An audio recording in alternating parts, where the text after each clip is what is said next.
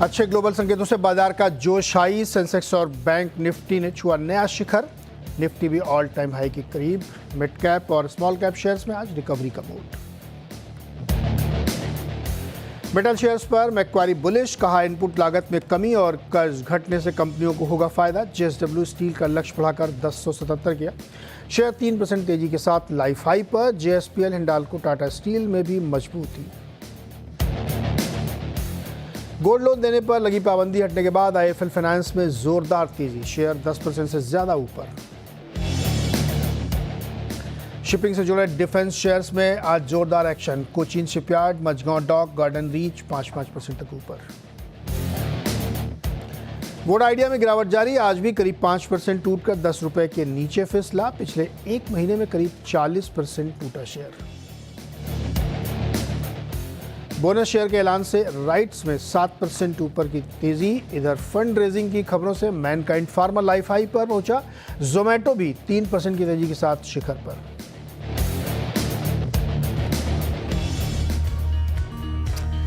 स्वागत है आपका ट्रेडर्स हॉटलाइन में और आज आपके सवालों का जवाब देंगे सरवेन श्रीवास्तव। लेकिन उससे पहले एक मार्केट चेक आपको दे दें। 170 पॉइंट मजबूत है निफ्टी, 25,585। और बैंक निफ्टी आप देखेंगे तो 53,373 और लगभग 340 पॉइंट की मजबूती यहाँ पे भी हो रही है। मिड कैप में भी अच्छी मजबूती है, लगभग 0.5% की, और इसी वजह से घटने बढ़ने वाले शेयर्स की संख्या बढ़ने वालों के फेवर में है। एक गिरने वाले के सामने 2 शेयर मजबूती के साथ कामकाज कर रहे हैं। तो ऑल द सेक्शंस में अच्छी मजबूती है। कुछ एक पॉकेट्स, कुछ एक शेयर्स में जहां पे खबरों की वजह से जाती, जैसे स्टील सेक्टर में मैक्वारी की रिपोर्ट के बाद आयरन ओर से जुड़ी कंपनियों में खास तौर पे तेज़ी है। यहाँ पे एनएमडीसी में भी अच्छी खासी मजबूती है। और स्कॉट्स कुबूटा 3% ऊपर है आज, 3952 पे इस वक्त ट्रेड करता हुआ देखने को मिल रहा है। लेकिन वोडा आइडिया में गिरावट आज भी है, 4% कमज़ोर, 9 रुपये 99 पैसे इस वक्त फ्यूचर्स में ट्रेड करता हुआ दिख रहा है। मुथूट फाइनेंस, कंटेनर कॉर्पोरेशन वगैरह स्टॉक्स में थोड़ी सी नरमी देखने को मिल रही है। चलिए चलते हैं सरवेन जी के पास, थोड़ा मार्केट समझते हैं। पहले सरवेन जी, बहुत बहुत स्वागत है आपका। और अभी नया हाई हो गया है दोनों में, अभी क्या माहौल यहाँ से आगे का? बहुत बहुत नमस्कार नीरज जी। देखिए, हफ्ते का क्लोज तो काफी बढ़िया होगा। अगर हमने 25,500 जो हमें लग रहा था कि भाई जहाँ पे 4-5 हफ्तों से अटका हुआ है 25,400-500 की रेंज में, आई थिंक आज कल भी उसके ऊपर गया लेकिन क्लोज नीचे कर गया। तो आई थिंक आज बड़ा इंपॉर्टेंट दिन है, आज आपको क्लोज उसके ऊपर चाहिए। तो आई थिंक डेफिनेटली फिर यहाँ से और अपसाइड्स, क्योंकि बैंक निफ्टी भी निफ्टी का साथ दे रहा है, तो अगर वो रेंज ब्रेकआउट है तो डेफिनेटली आपको यहाँ से 800 पॉइंट की तकरीबन 800-900 पॉइंट की तकरीबन रेंज रही है। तो आई थिंक अगर आप 25,400 25,500 से उसको ऐड करेंगे तो तकरीबन आई थिंक 26,200 26,300 तक के टारगेट्स निकल के आएंगे। बट आई थिंक कि आज के क्लोज का मेरे हिसाब से वेट करना चाहिए, और अगर वो ब्रेकआउट है तो आई थिंक ऊपर के लेग्स फिर डेफिनेटली आपको देखने मिलेंगे। और उस केस में जब वो मूव चालू होगा तो आप कहीं 25,000 25,100 के नीचे आप एक स्टॉप लॉस भी लेके चलेंगे। ओके, ये तरकीब बन रही है। चलिए कुछ सवाल लेते फटाफट। आज सोशल मीडिया के दिन है, तो आप लोग हमारे सोशल हैंडल्स पे अपने सवाल भेजते रहिएगा, और भेजना शुरू कर दिया रादर। हरकेश शर्मा ने पहला सवाल भेजा है और इनके पास आईसीआईसीआई लोम्बार्ड के शेयर हैं और 2200 रुपये पे इन्होंने ख़रीदा है 100। तो इस पर वो कह रहे हैं कि हम 6 महीने का नज़रिया जानना चाहते हैं। 6 महीने में क्या लक्ष्य होगा आईसीआईसीआई लोम्बार्ड का?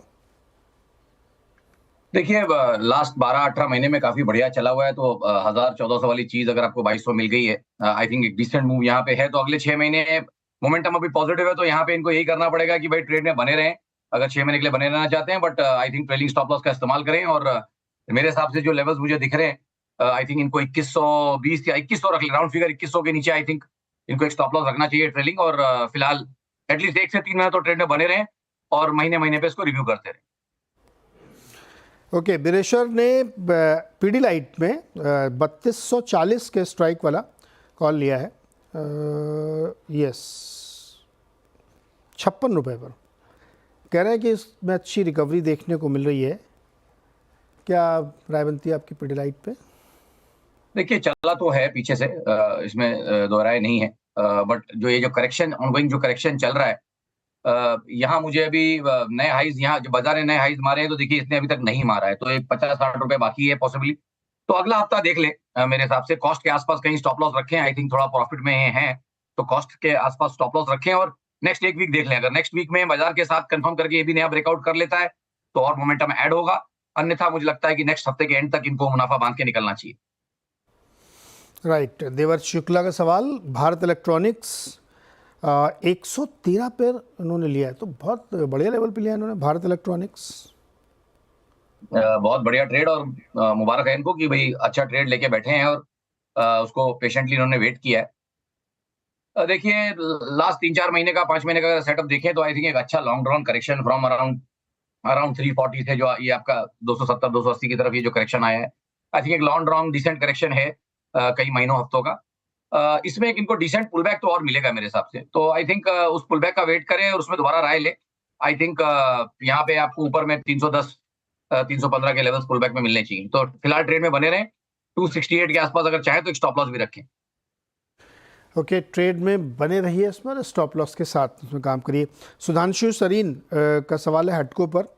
इनका कहना है कि ये अपने टॉप से 30% करेक्ट हो चुका है।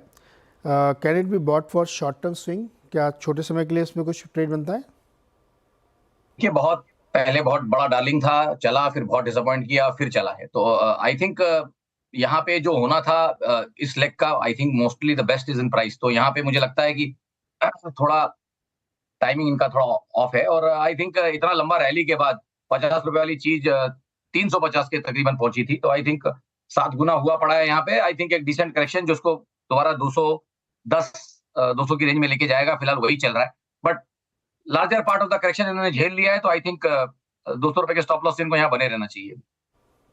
ओके, 200 के स्टॉप लॉस से होल्ड कर सकते हैं इसको। सरोज तिवारी का सवाल है, आईसीआईसीआई बैंक पे 50 शेयर लिए 1188 पर, और क्या करना चाहिए इसमें? प्रॉफिट बुक करें क्या और होल्ड करें? इसी के साथ 2 और बैंक इसमें जोड़ लीजिए, उसमें भी अलग अलग राय दीजिएगा, एचडीएफसी और एक्सिस में भी। पहले आईसीआईसीआई बैंक बताइए। देखिए आईसीआईसीआई बैंक तो अपने पीयर से थोड़ा पहले अंडर परफॉर्म किया हुआ था कुछ, अगर आप रेशियोज चेक करेंगे तो, बट अब यहाँ पे डेफिनेटली उछाल पकड़ी है, स्पीड पकड़ी, और अपना पिछला डबल टॉप जो 1250 के आसपास डेली चार्ट्स में अगर आप देखें तो उन एरियाज के आसपास क्लोजिंग बेसिस पे अगर आप देखेंगे चार्ट तो वहाँ पे अच्छा सपोर्ट है। आई थिंक जब तक 1250 के ऊपर टिका हुआ है आई थिंक लोगों को बने रहना चाहिए। किसी को नया भी करना है मोमेंटम ट्रेडिंग 1 से 3 महीने का, तो भी आई थिंक 1250 का लेवल ही आईसीआईसीआई बैंक के लिए इंपॉर्टेंट सपोर्ट रहेगा, उसको मद्देनजर रख के आप लॉन्ग साइड के ट्रेड्स कर सकते हैं। ओके, और एक्सिस और एचडीएफसी बैंक में क्या राय है? देखिए एचडीएफसी बैंक तो हम चर्चा कर ही रहे हैं कि 3-4 सालों से आप देखिए 1750, 1780, 1730 यही सारे उन एरियाज में आए हैं, उनको बहुत ज्यादा निकाल नहीं पाता है, वो वापस उन एरियाज के आसपास टेस्ट करने पहुंचा है। आई थिंक कैचअप का गेम कहीं अगर इसमें शुरू हुआ तो बहुत बढ़िया बात रहेगी, बट फिलहाल वैसे संकेत नहीं, तो मुझे अभी भी लगता है कि कैप इसका वही है 1750, 1780 के अराउंड कैप है, उससे बहुत ज्यादा ऊपर ये बंद नहीं कर पाएगा।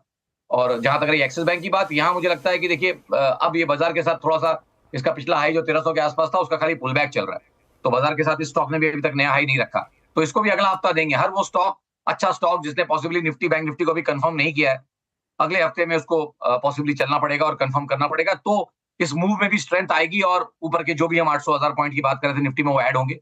जब तक वो नहीं हो रहा है तब तक आई थिंक नए रिस्क रिवॉर्ड यहाँ पे, नए समीकरण एक्सिस बैंक में नहीं निकल रहे। राइट, मधु बेस्ट का सवाल, जुबलेंट फूडवर्क्स पे 80 शेयर है 522 के भाव पे, on monthly chart I see highs 900, current level पे क्या करें? ये सब तमाम चीज़ें उन्होंने थोड़ी पढ़ाई लिखाई भी की है, लेकिन 522 की बाइंग है, क्या करना चाहिए इनको? देखिए इनको मैं बोलूंगा क्लोजिंग ओनली चार्ट अगर देखते हैं, अगर क्लोजिंग ओनली चार्ट देखते हैं तो यस अराउंड 800 के आसपास, 880 के आसपास आपको यहाँ पे लेवल्स देखने मिलेंगे।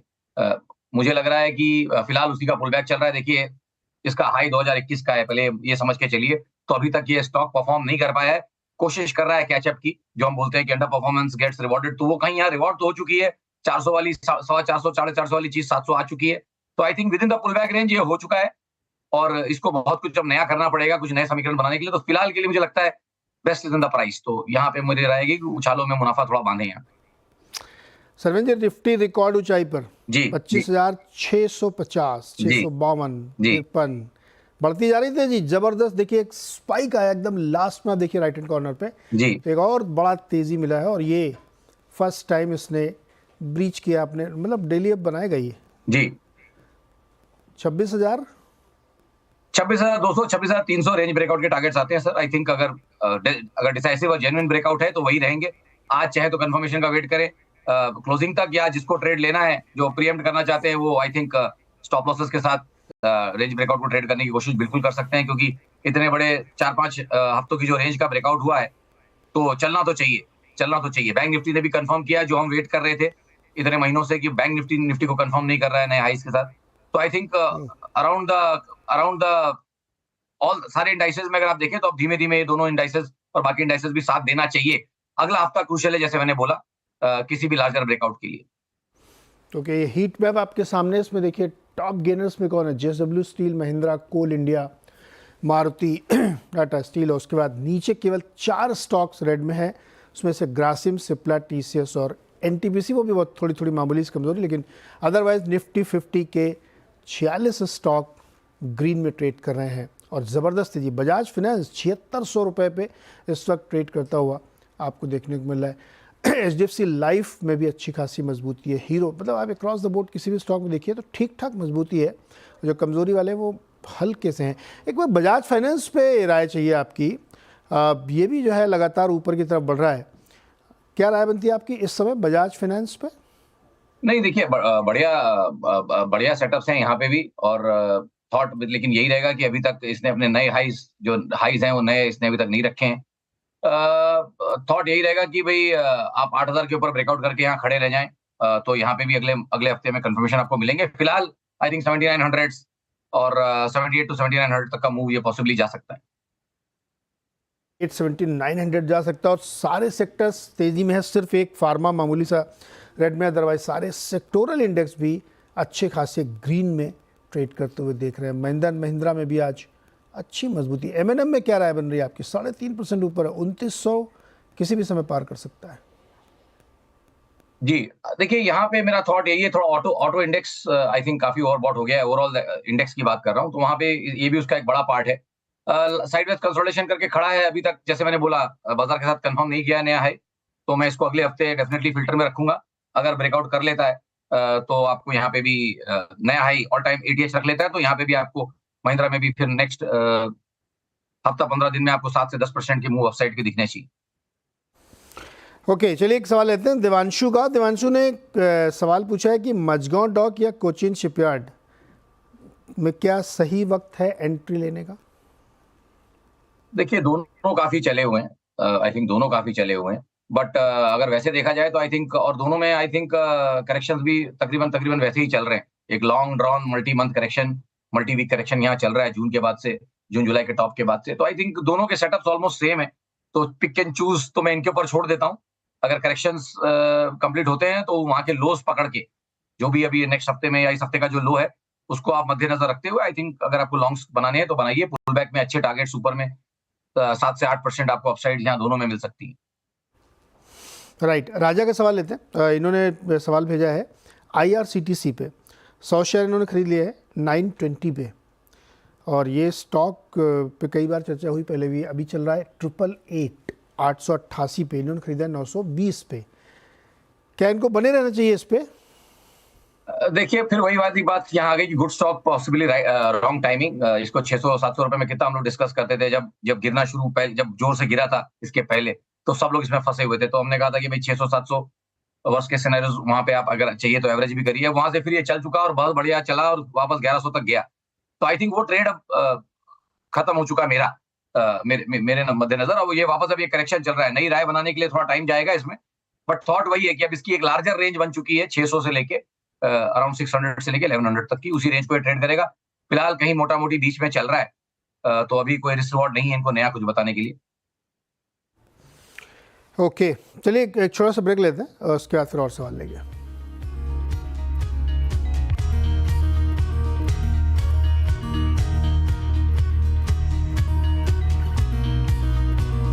बातचीत हो रही है आज सवाल जवाब की आप लोगों के, और सोशल मीडिया के थ्रू हम सवाल ले रहे हैं। एक सवाल कृति जायसवाल ने बहुत इंटरेस्टिंग भेजा। इन्होंने बोला कि इन्होंने कल भारत डायनेमिक्स के शेयर खरीदे हैं, 25 शेयर खरीदे, 1100, कल ये 1200 का प्राइस था इसका।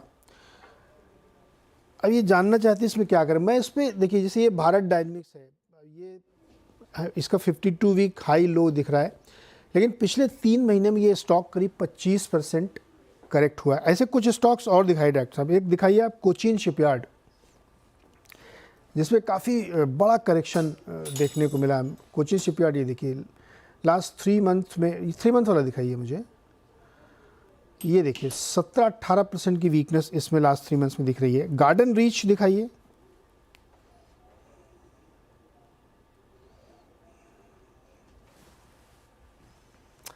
ये देखिए गार्डन रीच में 3 मंथ में स्लाइटली ऊपर है, और पिछले कई समय से इसने जो हाई मारा था वो 2800 रुपये का था, और वहाँ से ये करेक्ट होके यहाँ तक आया है। एनीवे, खैर कृति का जो सवाल है भारत डायनेमिक्स पे, इसको लेते हैं। तो सरवेंद्र जी, डिफेंस में इतनी बड़ी गिरावट हुई, मतलब टॉप से मेरे ख्याल में 40 से लेकर के 10-12% तक गिरे हैं स्टॉक अपने अपने टॉप से। क्या ये करेक्शन हो चुका है, अच्छा खासा रिट्रेसमेंट हो गया, लोग एंट्री ले सकते हैं, या अभी भी इनसे दूर रहना चाहिए? देखिए, बहुत चले हुए स्टॉक्स थे, तो आई थिंक अभी टाइम वाइज तो ज्यादा नहीं, 3 ही महीने हुए हैं, तो करेक्शन तो तकरीबन 6 से 9 महीने 12 महीने तक चलते हैं। तो आई थिंक यस, इस लेग का करेक्शन अगर आप देखें तो यस, हम ये बोल सकते हैं, तो माफ कीजिएगा, हम ये बोल सकते हैं कि काफी ओवर सोल्ड है। तो बाउंस बैक्स और पुल बैक्स अगर खेलने हैं तो 1 से 3 महीने आप उसी की कोशिश करेंगे। नया ट्रेंड इनमें इमर्ज होगा और चालू होगा, ये थोड़ा अभी जो बहुत आउट परफॉर्मिंग स्टॉक्स है, कहना मुश्किल है, क्योंकि हम यही बोल रहे थे पहले कि भाई underperformance will get rewarded, pharma, IT, FMCG, and outperformance get punished. तो वो सीन हो चुका है। तो आई थिंक ये सारे आउट परफॉर्मिंग स्टॉक्स थे, इनमें आपको पनिशमेंट्स दिख रही हैं, और जो नहीं चले थे देखिए वो सब अब चल रहे हैं। तो ये थोड़े दिन मुझे लगता है समीकरण और चलेगा, और इनमें खाली पुल बैक्स आएंगे, इनमें नई रैलीज चालू हो रही हैं ऐसा भी कहना मुश्किल है। पुल बैक्स आएंगे, खेलना है तो 1 से 3 महीने खेलिए, but definitely tight stop losses लगाइए और उसके बाद ही इसको ट्रेड करिए। राइट। अच्छा, इसीलिए शशि शुक्ला का भी सवाल लेते हैं। केनरा बैंक इन्होंने खरीदा है 113 रुपये पर, ठीक किया इन्होंने क्या? देखिए, सारा पीएसयू बैंकिंग फ्लेवर बहुत बढ़िया चला था, और वो वही मैं हमेशा बोल रहा हूँ कि वो पिछले अपने लेग्स को सारा का सारा पीएसयू बैंकिंग अपने पिछले मूव्स को पचा रहा है। तो कैन बैंक आप समझ लीजिए कि साल भर में 1.5 साल में तकरीबन 36 रुपए वाला, ऊपर में 130 रुपए वाला तकरीबन 120 गया, तो 4 बैग। तो आई थिंक उसको पचा रहा है, और थॉट यही था इसके पहले भी कि भाई बहुत ज्यादा 95-100 के नीचे आइडली इसको नहीं जाना चाहिए, जब तक उन लेवल्स को मेंटेन कर रहा है। I think medium to longer term bias positive है यहाँ PSU banking. Okay, longer term की ये राय बनती है। पीएसयू बैंक में एक्चुअली पहले पीएसयू बैंक बहुत चले, फिर अब प्राइवेट बैंक की तरफ जाना बढ़ा है। लेकिन कुमार सुनील का एक सवाल लेते हैं। केपीआईटी के 250 शेयर है जी। केपीआईटी के 250 शेयर 97 में थोड़ा सा कुछ गड़बड़ लग रहा है जी। नहीं, ये कुछ मेरे ख्याल में कुछ दूसरा होगा, इसको छोड़ देते हैं अभी जी। केपीआईटी का ये प्राइस ही नहीं है, कोई डिफरेंट स्टॉक है। हाँ, टाटा स्टील का शेयर, इस पर राय बताइए, क्योंकि ये जो सवाल है मनीषा अंकित का, टाटा स्टील पर 183 रुपये में लिया है, शिपिंग कॉरपोरेशन 254 पे, और जियो फाइनेंशियल्स 353 पे। आज स्टील शेयरों में रौनक है मैक्वारी की रिपोर्ट के बाद। देखिए थोड़ा थोड़ा ऊपर है सारे। तो पहले तो बताइए टाटा स्टील में क्या लगता है, 183 की इनकी बाइंग है? देखिए, थॉट यही यहाँ पे भी यही था कि आउट परफॉर्मेंस जून में इसका टॉप बन गया इस साल में, और फिर चल ही नहीं पाया है, और अब अपनी लंबी अवधि के एवरेजेस तक आ गया। मतलब 180-90 वाली चीज अब आपको नीचे में 140-45 भी, उसने 40 भी दिखा दिया। एक डिसेंट करेक्शन यहाँ पे भी, मल्टी वीक मल्टी मंथ बोलेंगे तो ये डेफिनेटली यहाँ पे लग रहा है कंप्लीट।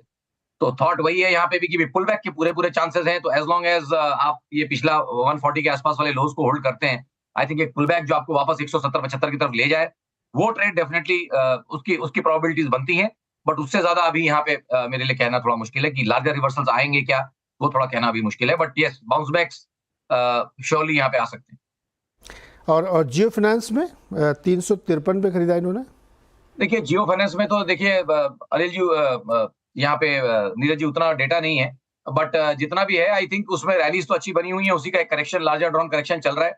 मुझे नहीं लगता कि बहुत ज्यादा 300-320 के नीचे जाएगा, और 9-12 महीने के होराइजन से अगर आप देखेंगे तो एक बार अपना पिछला जो हाइज है उसको तो चैलेंज करना चाहिए, ऐसे मुझे लग रहा है। बाजार ने इतना सब कुछ किया है तो इसको भी अपना पिछला हाइज जो है उसको ये चैलेंज करेगा। आई थिंक वो स्तर जो है तकरीबन 370-380 के आसपास जो आ रहे हैं, उन लेवल्स के आसपास उसको पहुंचना चाहिए। ओके, क्षितिज अरोड़ा इलाहाबाद से है और इन्होंने टाटा एलेक्सी में इन्वेस्ट किया है 7600 के भाव पर 500 शेयर इन्होंने खरीद लिए हैं। टाटा एलेक्सी भी काफ़ी ऊपर नीचे हुआ है, लेकिन अब फिर से उसमें रौनक बनी है और इस समय लगभग उसी के आसपास ट्रेड करा जो इनका बाइंग प्राइस है। क्या लगता है आपको इसका नेक्स्ट टारगेट क्या हो सकता है?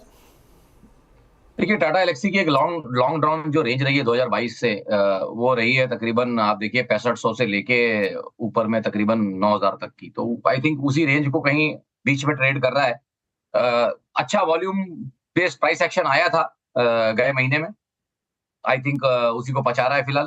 अपने लॉन्गर टर्म एवरेज को सपोर्ट लेके फिलहाल चलने की कोशिश करेगा। मुझे लगता है एक बार 9200 वापस यहाँ पे रिटेस्ट हो सकता है। तो आई थिंक ट्रेड में बने रहें। ओके, अशोक गुप्ता का सवाल है वरुण बेवरेजेस पे। इनकी बाइंग का प्राइस है 548 उनको लगता है टूटने के बाद, और 150 शेयर इन्होंने रखे। 2 साल का नजरिया इनको, कोई दिक्कत नहीं है इनको?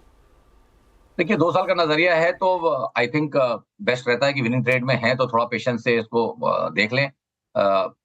इस क्वार्टर में देखिए वापस एटीएच पे है और चल जाएगा ऐसा लग रहा है। मंथलीज में अभी इसको एक हाई मारना बाकी है, बाजार के साथ कंफर्म करना बाकी है। अगले हफ्ते में हो जाएगा आई थिंक।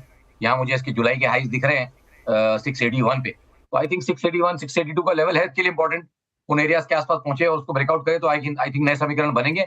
अन्यथा ब्रॉडली ये आपको 550 से लेके 680 की रेंज में आपको दिखेगा ही।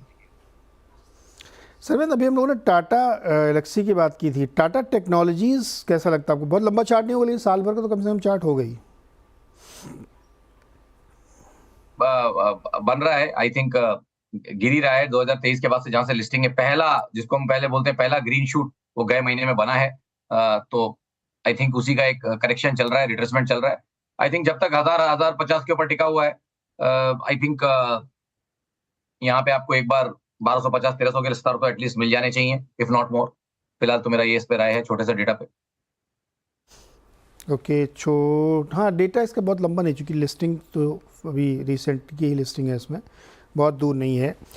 मुथूट फाइनेंस, बहुत गोल्ड की तेज़ी पर ये स्टॉक चले थे, लेकिन आज करेक्शन है 3% नीचे, 1972 पर ट्रेड करा मुथूट फाइनेंस। क्या राय बनती है इस पर? देखिए, है तो अप ट्रेंड में अभी फिलहाल। आज का एक दिन अगर आप देखेंगे तो कहीं एक ब्लिप है किसी कारण से, बट आई थिंक अपने सारे short term, medium term, long term सारे लेवल्स पकड़ के चल रहा है। तो आई थिंक इनफैक्ट जहां है अभी वही अच्छा है सपोर्ट एरिया। 950 टू 970 एक अच्छा सपोर्ट एरिया यहाँ बना हुआ है पहले से। आई थिंक उन एरियाज के ऊपर ही है। आई थिंक कल मंडे का दिन देख लें। आई थिंक मंडे के दिन से अगर रिकवरी आती है तो आई थिंक ऊपर के स्तर आपको फिर देखने के लिए मिलेंगे। 2150-2200 के लेवल्स भी यहाँ पे मेरे हिसाब से आने चाहिए। अच्छा, वोडा आइडिया की तो बहुत चर्चा हो चुकी है। उसी के साथ साथ इंडस टावर में भी वैसा ही बड़ा करेक्शन दिखा है। 385 रुपये ट्रेड कर रहा है, कल काफ़ी गिरा था, आज भी 1.5% नीचे है। इंडस टावर पे क्या राय बनती है आपकी? देखिए, सेक्टर ही ऐसा है कि रोज कुछ जब आता है कुछ, तो फिर कुछ ना कुछ बड़े डेवलपमेंट्स आते रहते हैं बीच बीच में, और अच्छी खासी ट्रेंड्स फिर पलट जाती हैं। बट इंडस के केस में तो देखिए शिकायत का कारण नहीं है, क्योंकि देखिए स्टॉक बहुत बढ़िया चला था और चला हुआ है ये तकरीबन 140 रुपए से। तो वहां से एक बहुत बढ़िया मूव इसमें आया हुआ था। तो I think I am not surprise. ठीक है, एक खराब न्यूज के साथ एक करेक्शन, एक गिरावट चल रही है, बट नीचे में कहीं मुझे लगता है तकरीबन 300-310 के आसपास अच्छे लेवल्स आ जाएंगे। उन एरियाज में अगर किसी कारण से जाता है तो आई थिंक पीछे की ट्रेंड का एक अच्छा रिट्रेसमेंट भी हो जाएगा और एक अच्छा प्राइस करेक्शन भी हो जाएगा। तो आई थिंक अराउंड 310-320 अच्छे रिस्क रिवॉर्ड्स यहाँ पे इमर्ज होंगे। ओके, 310-320 के आसपास अगर आता है तो रिस्क रिवॉर्ड फेवरेबल हो जाएगा। सरन जी, बहुत बहुत शुक्रिया जुड़ने के लिए, बातचीत करने के लिए और दर्शकों की मदद करने के लिए। चलिए, जियो फाइनेंस पे कॉन्फ्लिक्ट ऑफ इंटरेस्ट हो सकता है, क्योंकि इस चैनल का स्वामित्व और उनका स्वामित्व सेम है। तो जियो फाइनेंस पे अगर आप कोई ट्रेड ले रहे हैं या कोई एक्शन कर रहे हैं तो किसी और से एक राय ज़रूर लीजिएगा। छोटा सा एक ब्रेक और इसके बाद खिलाड़ी नंबर 1।